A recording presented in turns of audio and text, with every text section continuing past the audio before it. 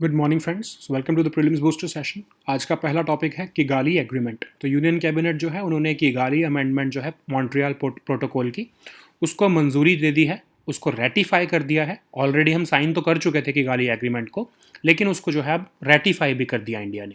अब Kigali agreement किस चीज़ से रिलेटेड है? हाइड्रोफ्लोरोकार्बन्स जो आपके एसी में होते हैं, जो आपके फ्रिज में होते हैं, जिसका यूज़ किया जाता है रेफ्रिजरेशन के लिए, उनको फेज़ आउट करने के लिए इंडिया का ये प्लान है कि हम 2032 से शुरुआत करेंगे और 2040 तक हम इसको फेज़ आउट कर देंगे एज़ पर हमारी कमिटमेंट जो है किगाली अमेंडमेंट में। ठीक है, तो जो है ये किगाली एग्रीमेंट जो है मॉन्ट्रियल प्रोटोकॉल, जो हमारा ओजोन डिप्लीटिंग सब्सटेंसेस जो है उनको, जैसे कि पहले क्लोरोफ्लोरोकार्बन्स होते थे, उसके बाद ये उनको रिप्लेस करके हाइड्रोफ्लोरोकार्बन्स आए थे।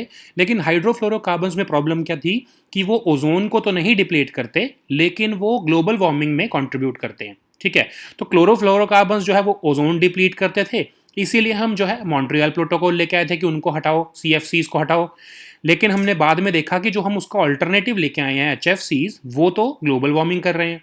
इसके लिए हमको किगाली एग्रीमेंट लाना पड़ा।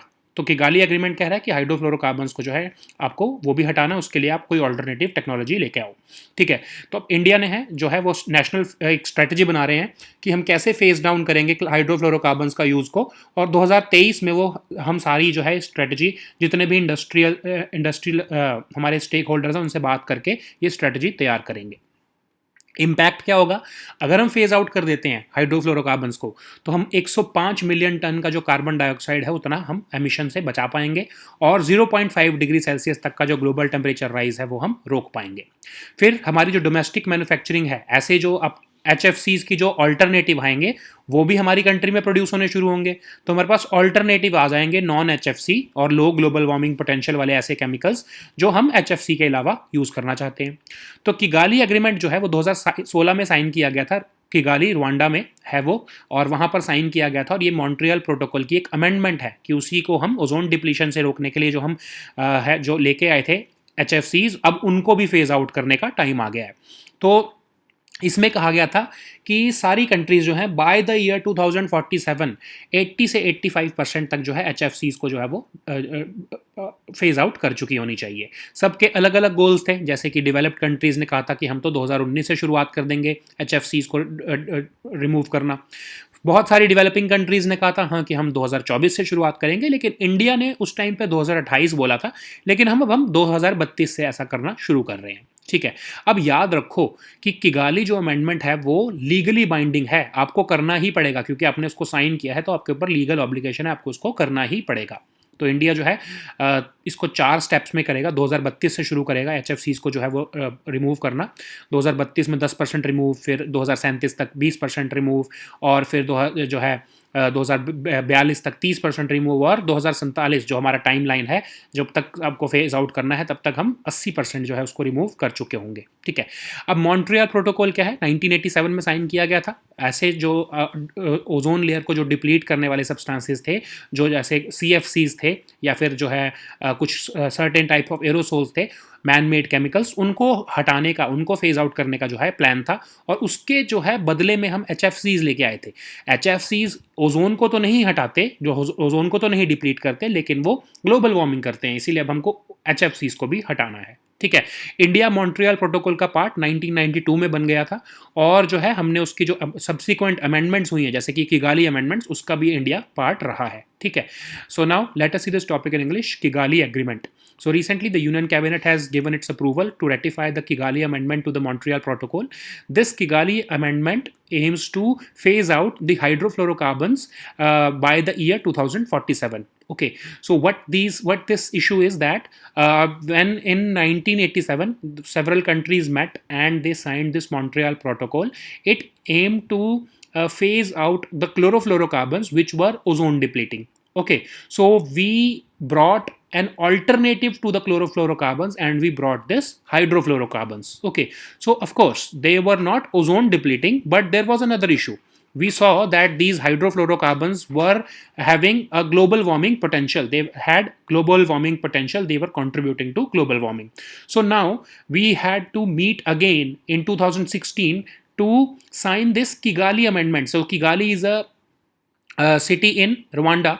So we met there all of us met there, all these countries met there, and they signed this Kigali Amendment that now it's time to even phase out these hydrofluorocarbons also. Okay, so now India has also ratified this amendment to the Montreal Protocol, or this Kigali Agreement. You can say this Kigali Agreement.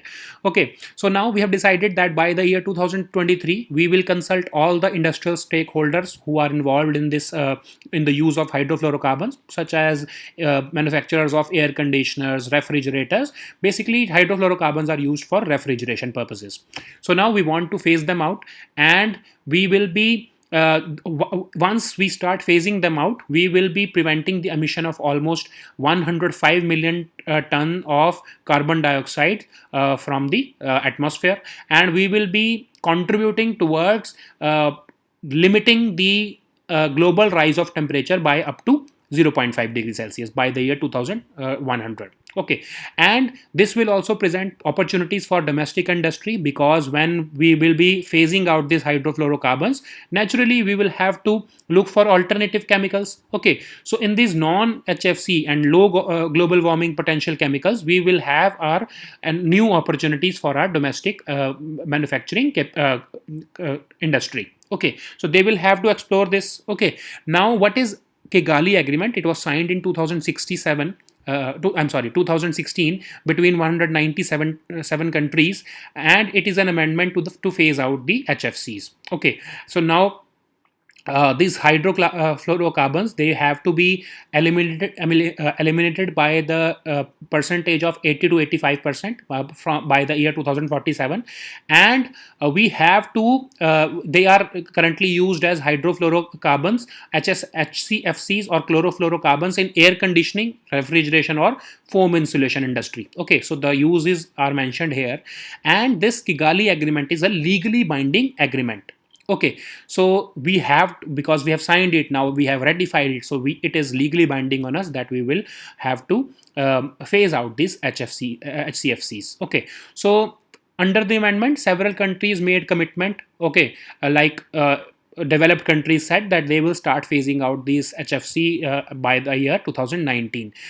Several developing countries, they committed that they will start freezing the consumption or the phasing out of this HFCs by the year 2024. But India said that it will start freezing the consumption from the year 2028, and now after freezing the consumption in 2028, we will start phasing out this HFCs from the year 2032, and in 4 steps we will be eliminating almost 80% of the HFCs by the year 2047, which is actually the goal of Kigali Agreement. Okay, so what is the Montreal Protocol? This Kigali Agreement is an amendment to the Montreal Protocol. So what is this Montreal Protocol? It was signed in 1987, and it wanted to ban the ozone depleting substances, and that's why we looked for HFCs, which is not ozone depleting, but like I've told you, these HFCs are having global warming potential. Okay, that's why we want to phase even these HFCs now. India became a party to Montreal Protocol in 1992, and we have ratified these amendments, which are the subsequent amendments to this Montreal Protocol, like the one we have just ratified, the Kigali Agreement. Okay, so now let's see the next topic, which is NERAMAC. नेरामाक क्या है? एक public sector unit है जो कि north east region में काम करता है, ministry of development of north eastern region के अंदर ही आता है, और इसको जो है एक रिवाइवल पैकेज दिया है यूनियन कैबिनेट ने। और अब होगा क्या, अगर ये जो है पब्लिक सेक्टर यूनिट रिवाइव होगा तो जो नॉर्थ ईस्ट रीजन में फार्मिंग फैसिलिटीज़ हैं, फार्मर्स की ट्रेनिंग करानी है, ऑर्गेनिक सीड्स प्रोवाइड करने, फर्टिलाइजर्स, पोस्ट हार्वेस्टिंग फैसिलिटीज़, ये सारी फैसिलिटीज़ देने का काम, वहाँ पर एक तरह से फार्मिंग एग्रीकल्चर का जो सेक्टर को जो है बढ़ावा देने का काम ये PSU करता है। अब ये फोकस अपना बैम्बू प्लांटेशन और बी कीपिंग में रखेगा, जो कि हमने देखा है कि वहाँ पर बहुत ज़्यादा चलता है। ठीक है, बैम्बू प्लांटेशन बहुत ज़्यादा होती है वहाँ पे, इवन बी कीपिंग इंडस्ट्रीज़ बहुत अच्छी है वहाँ की, तो उसके ऊपर फोकस रखेगा अपना ये नेरामैक। और एम्प्लॉयमेंट जनरेशन भी होगी ऑफ कोर्स, क्योंकि फार्मिंग सेक्टर में जो है ये अपने प्रोजेक्ट्स लेके आएंगे, इवेंट्स मैनेजमेंट करेंगे, ठीक है। अब इससे क्या होगा, अगर हमारा वहाँ का फार्मिंग सेक्टर जो है वो डेवलप होगा तो हम जीआई टैगिंग करके जो है अपने जोग्राफिकल इंडिकेशन टैगिंग करके वहाँ के जो ऑर्गेनिक प्रोडक्ट्स हैं नॉर्थ ईस्ट रीजन के उसको हम एक्सपोर्ट करेंगे, ठीक है। वहाँ के फार्मर्स को फ़ायदा होगा, ठीक है। इसीलिए हम जो है नैरामार्क को रिवाइव कर रहे हैं कि ये जो पीएसयू है वहाँ पर फार्मिंग और जो एग्रीकल्चरल सेक्टर है उसको जो है वो बढ़ावा दे सके, ठीक है। So now let us see this topic in English. NARAMAC. So NARAMAC is Northeastern Regional Agricultural Marketing Corporation Limited. It's a PSU under the Ministry of Development of Northeast region. Okay. Now this PSU will basically help, once we revive this PSU, this will help the farming community and the agriculture sector of the northeastern region, and it will provide training to farmers, better farming facilities, organic seeds and fertilizers, etc., so that the farming sector of this region can be developed. Okay, so as this central public sector unit will be involved in developing the farming sector of the northeastern region, it will generate employment both directly as well as indirectly. Okay, because it will be launching some kind of projects, that's why it will generate some employment.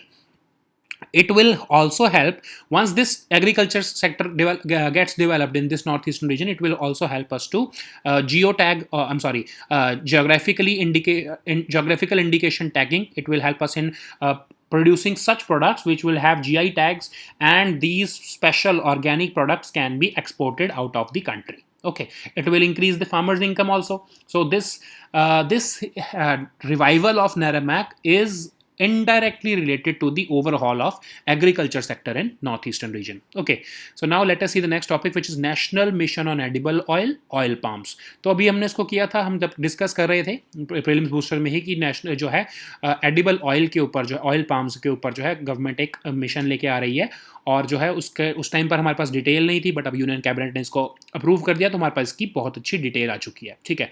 तो देखते हैं क्या है ये mission. अभी क्या है कि हम एडिबल ऑयल्स, जो हमारा ये पाम ऑयल है, इसके ऊपर हम बहुत ज़्यादा इंपोर्ट डिपेंडेंट है, हमको बहुत इंपोर्ट करना पड़ता है। तो उसी इंपोर्ट को हम धीरे धीरे कम करना चाह रहे हैं, इंडिपेंडेंट बनना चाह रहे हैं हम। इसी के लिए ये सेंट्रली स्पॉन्सर्ड स्कीम क्या होता है, जिसमें सेंट्रल गवर्नमेंट जो है कुछ शेयर पैसा देती, कुछ शेयर मनी सेंट्रल गवर्नमेंट देती है, और कुछ शेयर मनी जो है वो स्टेट गवर्नमेंट्स को पे करनी पड़ती है। लेकिन जो स्टेट गवर्नमेंट की मशीनरी होती है, जो स्टेट गवर्नमेंट की ब्यूरोक्रेसी, जो भी मशीनरी होती है, वो इस स्कीम को इम्प्लीमेंट करती है। तो ये सेंट्रली स्पॉन्सर्ड स्कीम जो है ये गवर्नमेंट लेके आई है, और इसको जो है इसके अंदर एक स्पेशल फोकस रखा गया है कि नॉर्थ ईस्ट रीजन में और अंडमान निकोबार आइलैंड्स में जो है हम इस इंडस्ट्री को ज़्यादा बढ़ाना चाहते हैं। अब इसमें है डिटेल्स देखो कि हमारा टारगेट क्या है कि हम 6.5 लाख हेक्टेयर जो है वो ऑयल पाम की जो है हम कवर करें एरिया को 2025 से 26 तक, और जो हमारा क्रूड पाम ऑयल है वो ग्रो होने वाला है 28 लाख टन तक 2029-30 तक। तो अब इसका बैकग्राउंड क्या है कि हमारे इंडिया में आप देखो, अगर हमने जब थोड़ा सा भी फोकस किया हमने अगर इसके ऊपर प्रोडक्शन ऑफ ऑयल सीड्स और ऑयल पाम के ऊपर, तो 2014-15 में जो हमारी प्रोडक्शन 275 लाख टन होती थी, वो बढ़ के 365 लाख टन हो गई है 2020 और 21 में। इसीलिए अब ये फोकस ऑफ द स्कीम क्या है कि जो फ्रेश फ्रूट है जो अब न्यू उगाया जाएगा ऑयल पाम, उसके ऊपर फोकस रखा जा रहा है। ऑयल पाम फार्मर्स को उसके लिए जो है वो मोटिवेट किया जाएगा, इंसेंटिवाइज किया जाएगा। फिर प्राइस इंश्योरेंस दी जा रही है, ठीक है। जो ये आपका CPO है, जो आपका क्रूड पाम ऑयल, उसकी कुछ परसेंटेज जो है उसको जो है एक तरह से आप इसको MSP की तरह सोच सकते हो कि अगर आप समझ लो 14%, जैसे इसमें डिसाइड किया गया कि 14% से 15% के आसपास जो प्राइस है उनको, जो मार्केट प्राइस होगा उसको गवर्नमेंट अश्योर करेगी कि वो उनको मिले, ठीक है। तो इसमें क्या होगा कि समझ लो अगर मार्केट में उनका थोड़ा कम रेट पे बिका तो एटलीस्ट उनको गवर्नमेंट की तरफ से थोड़ा सा सपोर्ट मिल जाएगा, ठीक है। फिर जो है स्कीम को कैसे इंप्लीमेंट किया जा रहा है, स्कीम जो है वाइबिलिटी गैप फंडिंग दे रही है इंडस्ट्री को, ठीक है, कि 14.3% जो है वो CPO का प्राइस जो है वो फार्मर्स को मिले, और जो है उसको बढ़ाकर जो है 15.3% तक भी किया जाएगा। अब इसका सनसेट क्लॉज है। सनसेट क्लॉज क्या है, मतलब कि ये जो सपोर्ट दिया जा रहा है वो 2037 तक दिया जाएगा, इसके बाद जो है वो आप क्लेम नहीं कर पाओगे, ठीक है। तो गवर्नमेंट ने पहले ही बता दिया कि जो हम वाइबिलिटी गैप फंडिंग दे रहे हैं इंडस्ट्री को CPO के ऊपर, CPO क्या है, क्रूड पाम ऑयल। तो मतलब इंडस्ट्री क्या करती है, जो आपकी जो ऑयल बनाती है इंडस्ट्री, वो फार्मर से प्रोक्योर करती है, तो उसकी उस जो उन्होंने प्रोक्योरमेंट किया है उसका 14.3% जो है वो इसे लेके 15.3% तक जो है वो इंडस्ट्री को गवर्नमेंट पे करेगी, ताकि उनकी कॉस्ट्स कम हो जाएं, ठीक है, फिर वो एक्सपोर्ट भी कर पाएंगे और इंडिया में भी सस्ता हो जाएगा, ठीक है।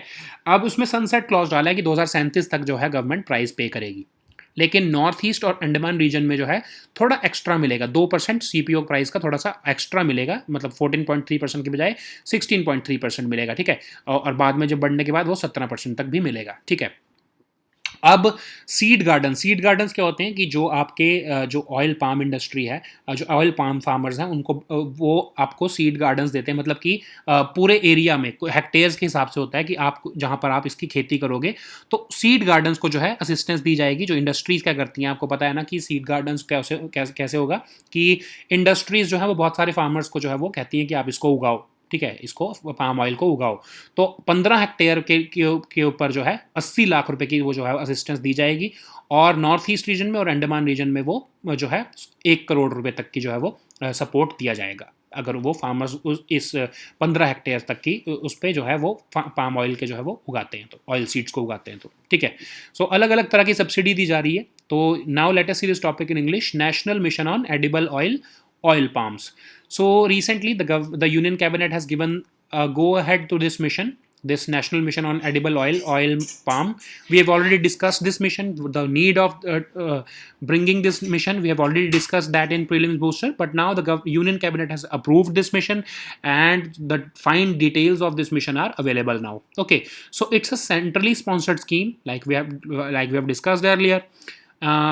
This scheme has been brought so that the heavy dependence on imports of us, currently we are heavily dependent on imports for edible oils, we want to become self-reliant in that. Okay, so it is proposed under this scheme that an additional area of 6.5 lakh hectares will be covered by the year 2025-26 for oil palm, and we are envisaging that CPO, the crude palm oil, will grow by up to 28 lakh tons by the year 2029-30. Okay, so since 1991 to 1992, several government schemes have been launched to increase the production of oil seeds and oil palm.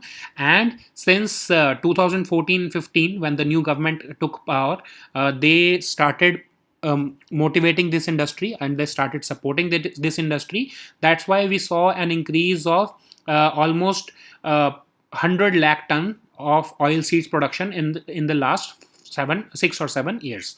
Okay, so the focus of the scheme is on producing fresh fruit bunches, which is the farmers will be supported so as to enable them to produce or to cultivate this oil seeds, so that oil palm can be obtained from it. Okay, and it is also having a viability gap funding component, whereby the industries which are involved in the refining or the production of oil seeds or the oil palm, they will be given price assurance so that they will be able to pay fair prices to the farmers who are producing these oil seeds. So almost 14.3% of CPO price assistance will be given to these industries who are involved in the oil seeds business, and this support will grow up to 15.3%. But of course, there is a sunset clause. The government is saying that of course we will help you, but until 2037.